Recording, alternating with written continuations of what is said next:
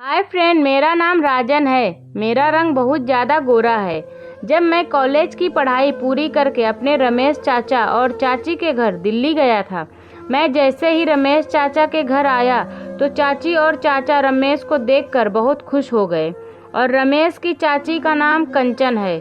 चाची दिखने में काफ़ी खूबसूरत है और कंचन चाची के पास गुलाबी रंग की थैली थी। उसमें रखे हुए 2 रसीले ऑरेंज और 2 तरबूज भी थे जो बहुत मीठे थे। और राजन को आने में रात हो गई थी। हम लोगों ने रात का खाना साथ में खाया और बहुत सारी बातें भी की।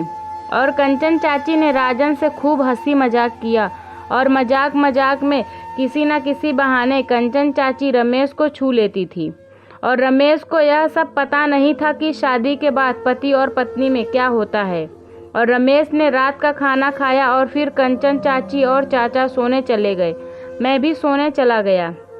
लेकिन आधी रात को राजन को प्यास लगी तो मैं पानी पीने के लिए किचन की तरफ जाने लगा तो कंचन चाची के कमरे से हरकतें सुनाई देने लगी। राजन ने जाकर खिड़की से देखा तो राजन की आंखें फटी की फटी रह गई और कंचन चाची पूरी तरह से प्राकृतिक अवस्था में थी। और चाचा कंचन चाची की रस से भरे हुए मौसम्मी से निकला रस पी रहे थे और एक हाथ से अपना जादुई नागराज को सहला रहे थे।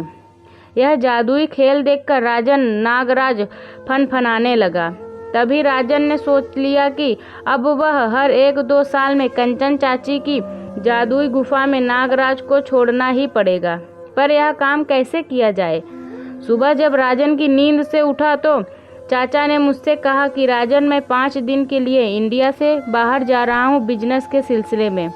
तुम अपनी कंचन चाची का अच्छे से ख्याल रखना और जो चाहिए वह दे देना। और राजन, तुम कंचन चाची के कमरे में ही सो जाना। और राजन ने चाचा से कहा ठीक है। तभी चाची ने चाचा से पूछा कि आपको इंडिया से बाहर कितने बजे जाना है? तो चाचा ने कहा कि 2 बजे मेरी फ़्लाइट है। तभी राजन ने कहा अगर मैं आपको कार से छोड़ देता हूँ तो चाचा ने सिर हिलाकर हामी भर दी। उस दिन मैं चाचा को एयरपोर्ट छोड़ने वापस घर आया तो समय दुकान से समोसा लेके आया ताकि चाची और मैं साथ में बैठकर खा सकूं। तो दोस्तों, यह थी हमारी आज की कहानी। उम्मीद करते हैं आपको पसंद आई होगी। वीडियो को लाइक करके चैनल को सब्सक्राइब कर लीजिए। मिलते हैं अगली वीडियो में। तब तक के लिए धन्यवाद।